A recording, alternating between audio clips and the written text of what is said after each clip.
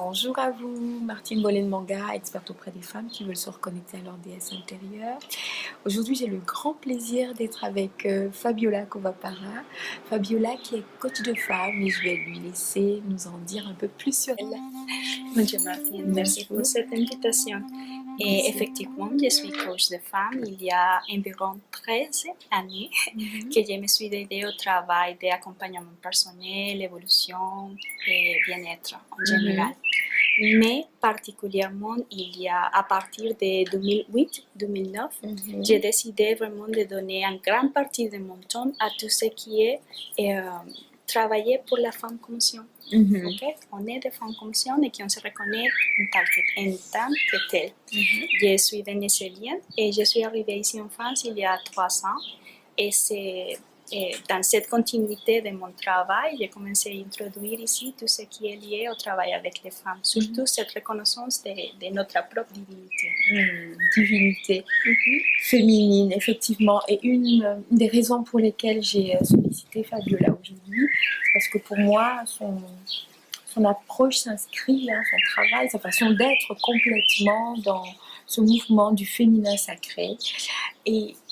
Mais j'aimerais bien que ce soit elle qui nous explique qu'est-ce que c'est que le féminin sacré. Ok, le féminin sacré, on entend beaucoup parler de ça, mais j'aimerais bien essayer de le mettre en mots plus simples et faire un concept qui est un peu se l'approprier. Okay?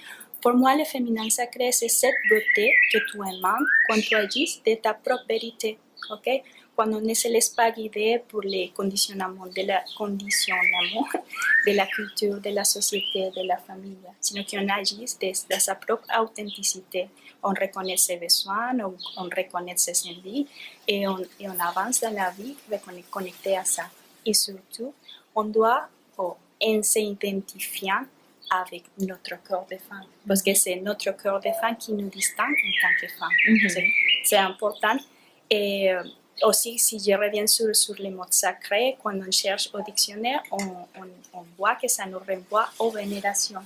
Mais si le met un peu plus simple, sacré signifie aussi tout ce qui est digne de respect.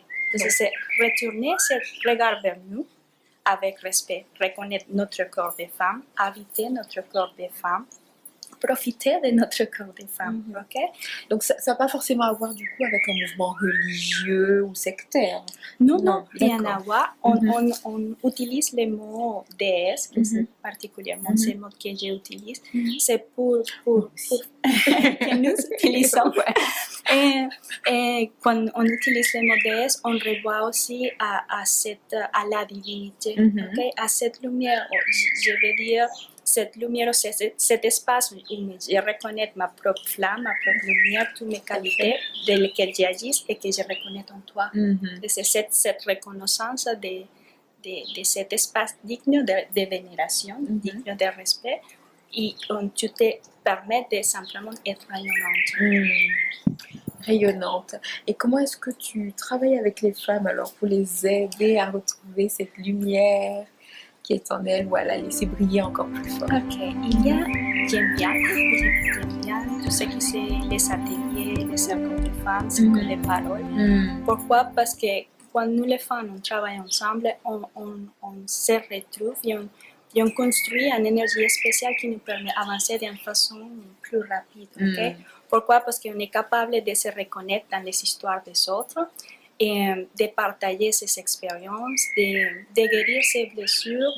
Et c'est un travail vraiment enrichissant. Après les ateliers, pour ceux qui veulent, on peut donner l'accompagnement particulier avec des séances de coaching. Et même, il y a des femmes qui viennent et commencent avec moi qu'avec des coaching. Et après, commencent à faire les ateliers. D'accord. Et si quelqu'un veut te trouver, comment est-ce que...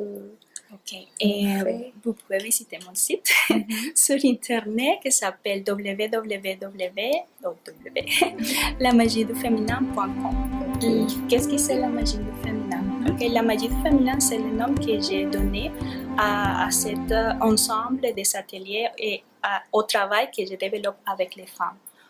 Et il y a différentes composantes importantes. Le mot magie, pourquoi? Parce que cet ensemble de programmes, des ateliers, et nous invite à notre transformation. Ok?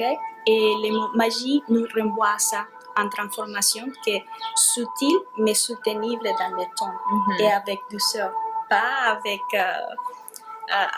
avec lourdeur. Pour moi, la magie, c'est quelque chose de douce. En fait, quand j'ai commencé les ateliers, il y avait nommé mon programme le pouvoir du féminin. Mais vraiment, pouvoir, c'est un mot tellement masculin qu'elle n'était pas complètement d'accord avec ce que je voulais transmettre. Et la magie du féminin est son centre d'action, où j'utilise particulièrement le modèle des déesses, les déesses grecques. Okay? 7 déesses grecques, dans 7 déesses grecques, 7 déesses grecques, c'est pas facile le français quelquefois. Tu t'en sors bien. Merci. Et on peut identifier les différents rôles que nous les femmes on a dans la vie, les rôles de mère, les rôles d'épouse, de fille, la femme indépendante, la femme autonome, la femme spirituelle. Okay? Et ce modèle nous permet de travailler de façon ludique et commencer à comprendre notre personnalité avec un regard différent. Okay? Et quand je commence à reconnaître les différentes déesses qui m'habitent, je commence à comprendre ma complexité. On entend beaucoup parler, non, est-ce que les femmes sont compliquées? Non. On n'est pas compliqué, on est complexe. Et quand on commence à comprendre et accepter sa propre complexité, on peut avancer dans la vie d'une façon plus à l'aise. Okay? Et on peut dire de façon rapide que chaque déesse me donne certains types de qualités. Et quand je veux travailler avec des modèles de déesses, par exemple, si je veux arriver à construire ou avoir une relation de couple stable, je dois travailler avec quelques archétypes. Mais si je suis en train de travailler mon indépendance, je dois travailler avec des autres archétypes. Okay? Et c'est plus facile quand je l'identifie avec les déesses et je commence à laisser sortir ces déesses qu'il y a en moi. À la fin, qu'est-ce qu'on cherche, c'est aider à que toutes les déesses soient équilibrées dans ma personnalité et que je sois capable de faire appel à chacun selon les circonstances. Ça signifie, par exemple, que quand je suis en train de travailler, je laisse sortir mon Artemisa ou mon Athéna. Mais que quand je rentre chez moi avec mon compagnon, je suis plus Aphrodite peut-être, ou plus Hera. Okay? Et c'est comme ça qu'on commence à faire. Si je veux travailler mon spiritualité, la déesse que je commence à nourrir, c'est Hestia.